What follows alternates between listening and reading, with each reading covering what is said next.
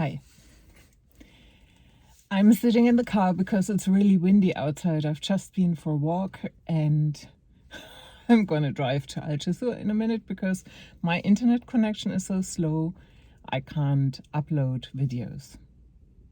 Anyways, today I wanted to talk about the pain of becoming visible, because I do know it is a challenge for some people of us, people often that are very talented and want to put their work out there, and want to be more visible, but at the same time feel a huge trepidation about being out there and being seen. And I think that the interesting thing is it's a little bit a complicated subject, because on the one hand, I remember this very much when I used to do shows, perform shows, that on the one hand I wanted people to come and see it, but I also didn't want people to come and see it.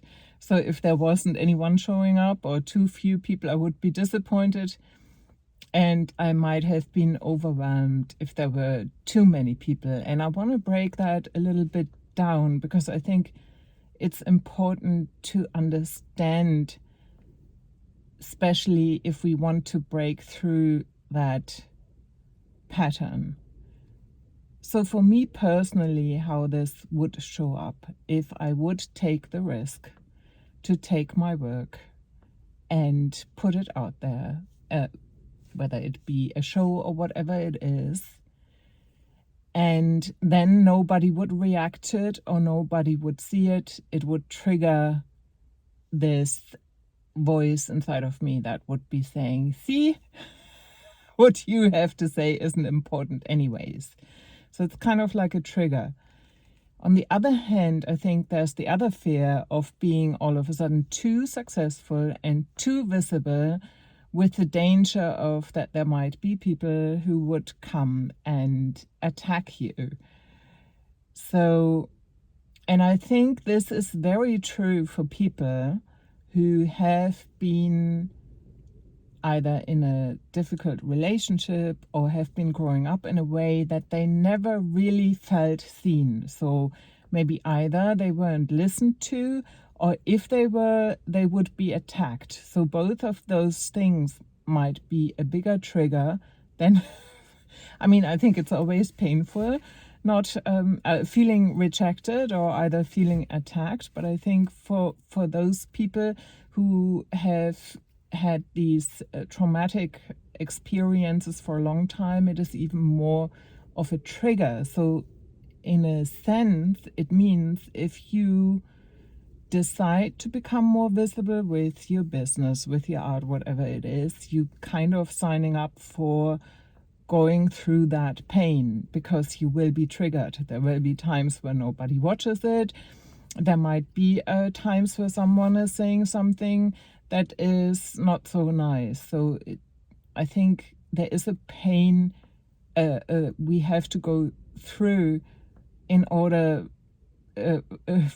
to be more visible, which is for the more sensitive souls of us more difficult. So I think knowing that that's going to happen, and then deal with those triggers, the trigger of not feeling seen or the trigger of feeling attacked, either by finding someone who's supporting us, or if that is not possible right now, I think what also is really helpful to remind ourselves why we are doing it in the first place, and which ties for me personally back to the values I've been talking about in one of my other videos. So reminding, for example, myself that I'm committing to myself to both become more visible to myself with what I'm expressing to the world, and becoming more visible to those people who need or want to listen to what I have to say.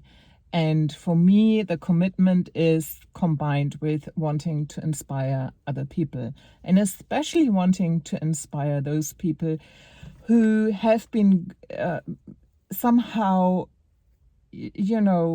silenced in a way, or are silencing themselves now. And because I think there's so much untapped, beautiful wisdom and talent out there that really would be worthwhile being shared with the world.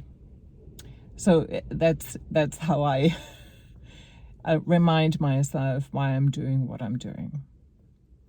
And just as a little side note, because Christmas is on the way, and if you would love to maybe give a gift that's a little bit different, I have 20 of my artworks now on Fine Art America. You can have like a greeting card, a notebook, sometimes tote bags, an art print, and they do deliver to Europe and the States and Canada as well. So I will put the link in the description in case you want to get something special.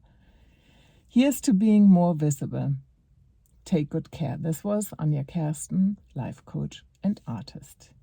Take good care. Bye-bye.